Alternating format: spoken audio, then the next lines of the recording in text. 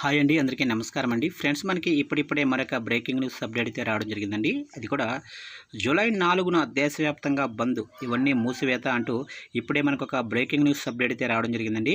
అయితే ఇందుకు సంబంధించిన పూర్తి వివరాలు అయితే మన వీడియోలో తెలుసుకుందామండి. ఎందుకంటే జూలై 4వ తారీఖున ఎందుకు బంద్ చేస్తున్నారు ఏంటనే విషయాలు క్లారిటీగా తెలుసుకుందామండి.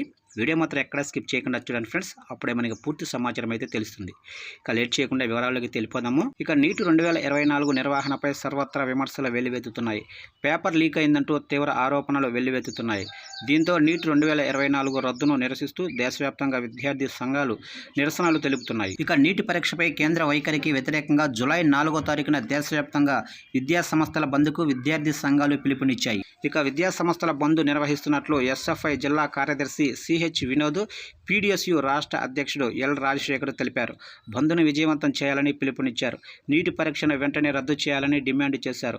కేంద్ర నిర్వాహం వల్ల లక్షలాది మంది విద్యార్థుల భవిష్యత్తు ప్రమాదంలో పడుతుందన్నారు. దేశవ్యాప్తంగా ప్రభుత్వ పాఠశాలల మూసివేతను ఆపాలని, ఐఐటి అడ్మిషన్లో రాజకీయ ప్రమేయం లేకుండా చూడాలని డిమాండ్ చేశాయి. ఇక యూనివర్సిటీల్లో ప్రజాస్వామ్యాన్ని నెలకొల్పాలన్నారు. చూశారు కంటే మొత్తం మీదుగా నీట్ 2024 నిర్వహణపై సర్వత్రా విమర్శలు అయితే వెల్లువెత్తుతున్నాయి. అయితే పేపర్ లీక్ అయిందంటూ తీవ్ర ఆరోపణలు కూడా వెల్లువెత్తుతున్నాయి. దీంతో నీట్ 2024ను రద్దు చేస్తూ నిరసిస్తూ దేశవ్యాప్తంగా విద్యార్థి సంఘాలైతే నిరసనలు కూడా తెలుపుతున్నాయి. అయితే నీటి పరీక్షపై కేంద్ర వైఖరికి వ్యతిరేకంగా జూలై 4వ తారీఖున అంటే ఎల్లుండి దేశవ్యాప్తంగా సంస్థల బంద్కు అయితే విద్యార్థి సంఘాలు పిలుపునైతే ఇచ్చాయి. ఫ్రెండ్స్, చూశారా ఫ్రెండ్స్? అప్డేట్ నచ్చినట్లయితే లైక్ చేయండి. ఇలాంటి ముఖ్యమైన అప్డేట్స్ కోసం ఇప్పుడే మన ఛానల్ని సబ్స్క్రైబ్ అయితే చేసి ఫాలో చేయండి ఫ్రెండ్స్.